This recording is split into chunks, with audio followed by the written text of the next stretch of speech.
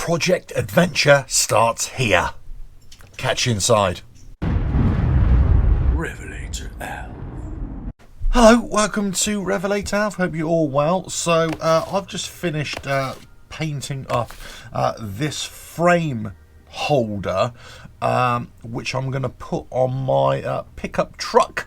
So exactly what is it? Well, a long time ago I made a video about this motorcycle towing system that I've got for my old car, which was a Jeep, but I've still got the system, but I've changed car. I've got a pickup truck now, which I absolutely love. So basically this bit here bolts onto the tow hitch, and then you've got a frame coming out here, and then the rear wheel slides into it. Just watch that video up there, it explains it all.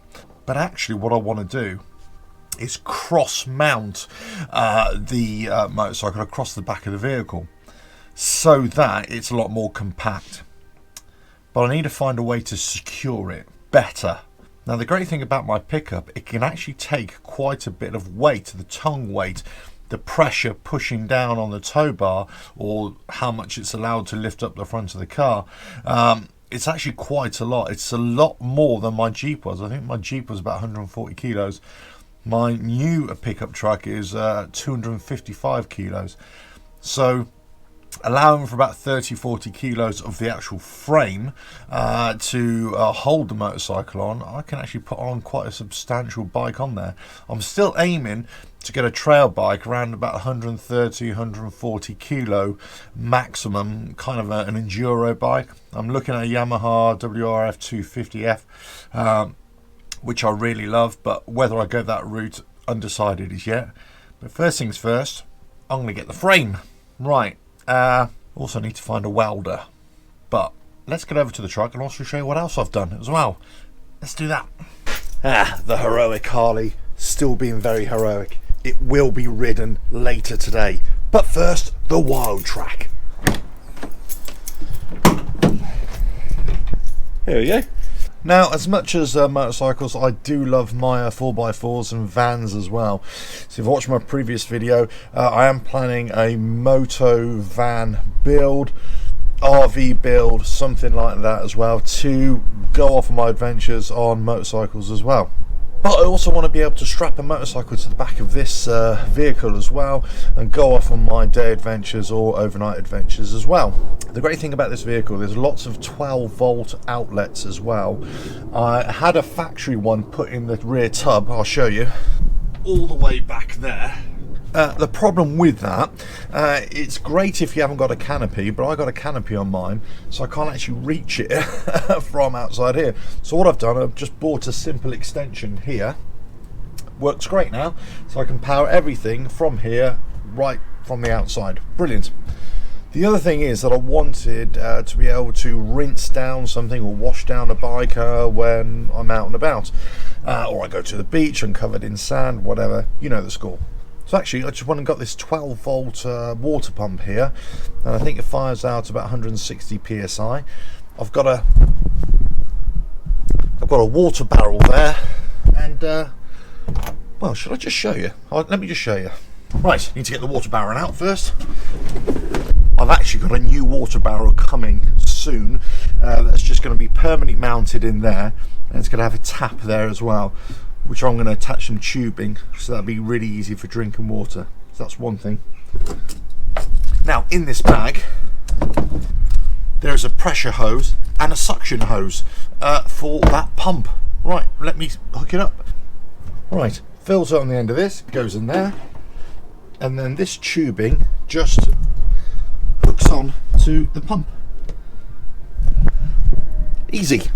And this pressure line, this just connects on the other side of the pump. All I have to do now is just put that in there. Now the great thing about this is that actually it's not live, so I need the ignition on for it to work. But once I turn off the ignition, it's still powered for about another 20-25 minutes, so it's got a bit of a delay on it. So that works really well. Right, there we go. So, turn it on, press the button. Ooh, look at this. So if I need to rinse anything down, great. If I need to wash down the bike, I think with a bit of elbow grease, yeah, a bit of excess mud, it'll get rid of it. So that works well. Right, all done. Put it away. Cap on water barrel. Done. As I say, the great thing about this car is that it's got lots of 12-volt outlets in the front of the cab, but also now outside here. It's also got a inbuilt 240-volt inverter as well, so I could charge things on the go, let's say like laptops or whatever. I have been thinking about getting a dual battery setup for here, but actually really I've come across one of these kind of multi-purpose power banks that you can get. I think United States the most popular one is the Jackery one. Over here I think the most popular one right now is Power Oak, and they basically just run for days and days. Certainly well enough for an overnight here. If I had to power something without the engine on or without using the vehicle battery, I'd just use that. I don't think I really need a dual battery setup for this, but something I might consider in the future. Right, let's get on to what I have planned for carrying motorcycles on this, with this. Right. Lovely. Right, so I've taken the tow hitch off because that frame has to bolt on here. I just need to put a spacer in there. That'll bring it away from this, the rear mudguard. They're going to put the tow hitch back on as well. There's a rear frame that comes out here. Watch the other video, as I say, about how that attaches. And then I'm going to have the rail, the motorcycle rail or ramp on here away from the vehicle. The great thing about this tow bar is that it's got this big hunk of metal that's bolted onto the chassis either end.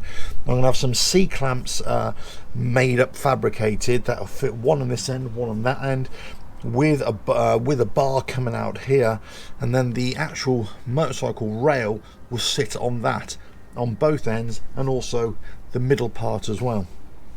So that's going to be able to take a lot of weight, which would be great.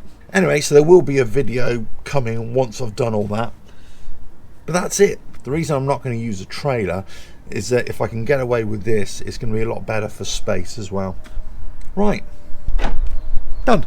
So basically my trail bike or my dirt bike or whatever it is will actually sit across the back, just like a lot that you see in the United States or Australia.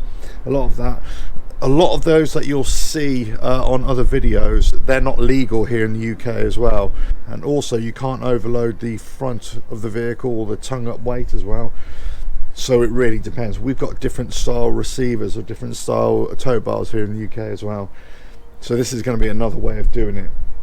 If it works, as I say, I'll do a full video on it later on. But anyway, love my bikes, love my 4x4s, and basically I'm going to combine the two, go off on little adventures as well, whether for the day or just overnighting as well, and get back into a lot more trail riding, which I really enjoy doing too. The heroic Harley is always heroic, but it's not that great on a trail, I'm sure you would agree. Well, it'll do alright, I'm sure.